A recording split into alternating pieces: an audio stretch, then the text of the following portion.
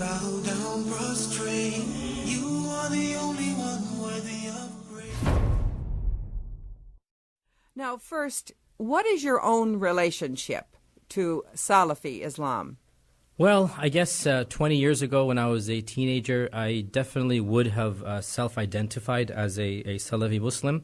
But over the course of the last decade or so, I've kind of sort of grown out of the movement now. What does that mean, grown out of the movement?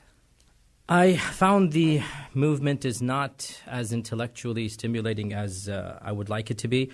I think that it's not really capable of addressing modern issues. It's very intransigent in the way it views certain ideas.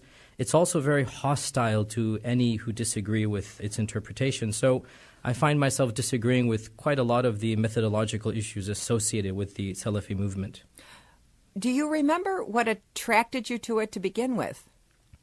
Yes, of course. It was a number of factors. First and foremost, it was the empowerment of being able to understand your religion straight from the texts of the Quran and the teachings of the Prophet. This is a sense of liberation where you're not dependent upon a group of clerics and you have no idea why they're saying what they're saying.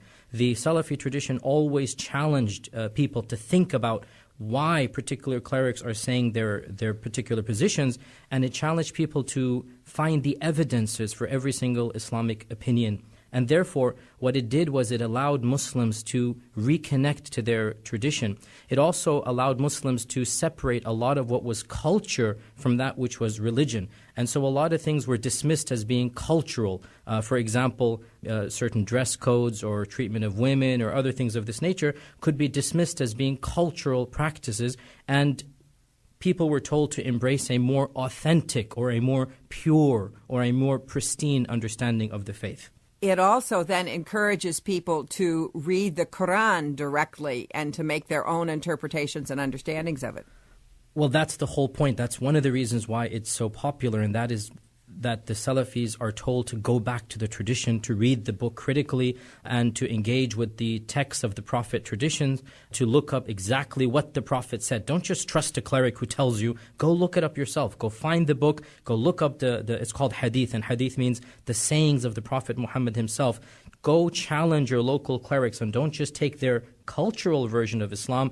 Go discover the authentic, the original version. And that's, again, the appeal of Salafi Islam to many people. Within this trend, there are multiple movements within Salafi Islam that disagree about many issues, and in particular, issues of politics and issues of militancy. You have pacifist Salafis, you have militant Salafis. You have Salafis that wish to get involved with the political system. You have Salafis that think getting involved with the political system corrupts one's soul and one's spirituality. So Salafi Islam is a trend and not one monolithic movement. Now, the Muslims of Saudi Arabia are often called Wahhabi Muslims. Do they fit into the Salafi tradition somehow? Yes, they do. The Wahhabi phenomenon is Salafism in a particular geographic setting. In the 17th century, a certain tribe basically took over Saudi Arabia, and that's the tribe of the Saud, the Al Saud, which is what's called Saudi Arabia, and they allied themselves with a particular Salafi cleric by the name of Muhammad ibn Abdul Wahhab, hence the term Wahhabi. And this, if you like, alliance is in effect to this day, where the Al Saud or the Saudis are ruling and the Wahhabi clerics or the descendants of Muhammad ibn Abdul Wahhab are in charge of the religion. So Wahhabi Islam is a version of Salafi Islam which has had a political manifestation at a time and place in recent Islamic history.